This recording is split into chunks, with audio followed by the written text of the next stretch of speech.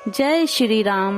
दोस्तों, रामलला कथा के अंतर्गत जब भगवान भोलेनाथ सच्चिदानंद श्री राम के ज्योतिषी बन के उनसे मिलने आए तो देखिए क्या हुआ। तो भगवान शिव हैं श्री राम के अन्य भक्त। वे दिन रात भगवान श्री राम के पावन नाम का स्मरण करते रहते हैं और उसी नाम के बल पर काशी में मरने वाले जीवों को मुक्ति का उपदेश दिया करते हैं। जब उन्होंने सुना कि उनके इष्ट देव श्री राम का अवतार अयोध्या में हो गया है, तब उनके हृदय में भगवान श्री राम के दर्शन की लालसा अत्यंत ही बलवती हो गई। वे सोचने लगे कि भगवान का दर्शन किस तरह हो।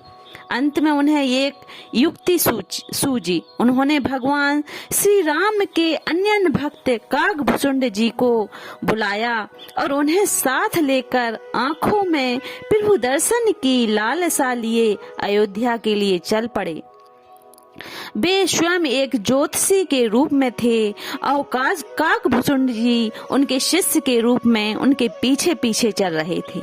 इस प्रकार देवादिदेव भगवान शिव और परम भागवत काकभूषुंड गुरु शिष्य के रूप में अयोध्या पहुँचे। उस समय वे मनुष्य रूप में थे, इसलिए उन्हें कोई पहचान न सका। बहुत देर तक इधर उधर अयोध्या की गलियों में भ्रमण करने के बाद भी भगवान शिव को प्रभु के दर्शन का कोई उपयुक्त उपाय दिखाई नहीं देता था। आंखें आतृप्त ही रही। अंत में भगवान शिव एक जगह बैठ गए और काकभूषुंड जी ने क्षण भर में एक बहुत ही प्रसिद्ध एवं अत्यंत अनुभव वृद्ध ज्योतिषी के आगमन की बात अयोध्या के घर घर में फैला दी। लोग झुंड के झुंड ज्योतिषी के पास आने लगे और भगवान शंकर ने उन्हें हर प्रकार से संतुष्ट करके भेजना शुरू कर दिया। भला त्रिकाल भगवान शिव से किसी के भूत भविष्य वर्तमान की बातें कैसे छिप सकती हैं। चारों ओर भगवान शिव की ज्योतिष की चर्चा हो रही थी। कुछ समय में ही ज्योतिषी की विशेषताओं की चर्चा राज भवन की दासियों ने सुनी और उन्होंने भी अपने बच्चों के भविष्य की जानकारी ज्योतिषी महाराज से प्राप्त की। फिर भगवान शिव के भागोदय का समय आ गया। शीघ्र ही दासियों के माध्यम से राजभवन में कौशल्या अम्बा तक प्रकांड ज्योतिषी के आगमन का समाचार पहुंच गया। जल्द ही भगवान शिव को सम्मान के साथ कौशल्या के महल में दासियों द्वारा बुलाया गया।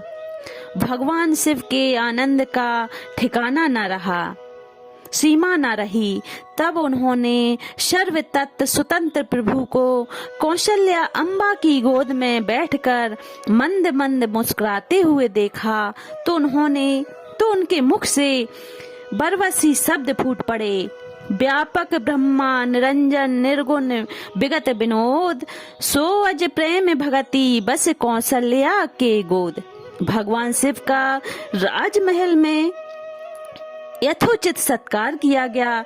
सुमित्रा तथा कैकेयी भी अपने अपने पुत्रों के साथ कौशल्या के भवन आ पहुंची।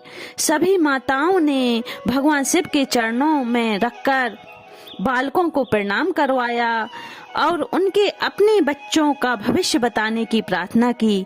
भगवान शिव ने भगवान श्री राम तथा शेष तीनों भाइयों के सुयश का विस्तार से वर्णन किया। उन्होंने विश्वामित्र की यज्ञ रक्षा, सीता स्वयंवर, ताड़का का वध, राक्षसों के विनाश एवं भक्तों के कल्याण की खूब चर्चा की।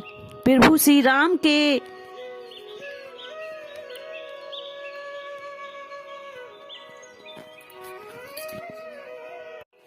करार बिंदों को तो वे छोड़ना ही नहीं चाहते थे, परंतु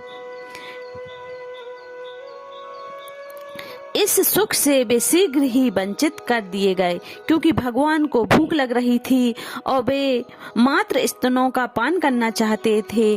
तदंतर शंकर जी रनिवास को आनंद में डूबा छोड़कर कैलाश लौट आए और प्रभु राम की भक्ति में लीन हो गए। ऐसे सच्चिदानंद के ज्योतिषी बने भगवान भोलेनाथ, जिनकी खुद की महिमा अपरंपार है। बोलो सिया बलराम चंद्र शंकर, हरिओम, जय श्री राम। दोस्तों, यह कथा कैसी लगी कमेंट करके जरूर बताएं, और वीडियो अच्छा लगे तो चैनल को सब्सक्राइब कर दें।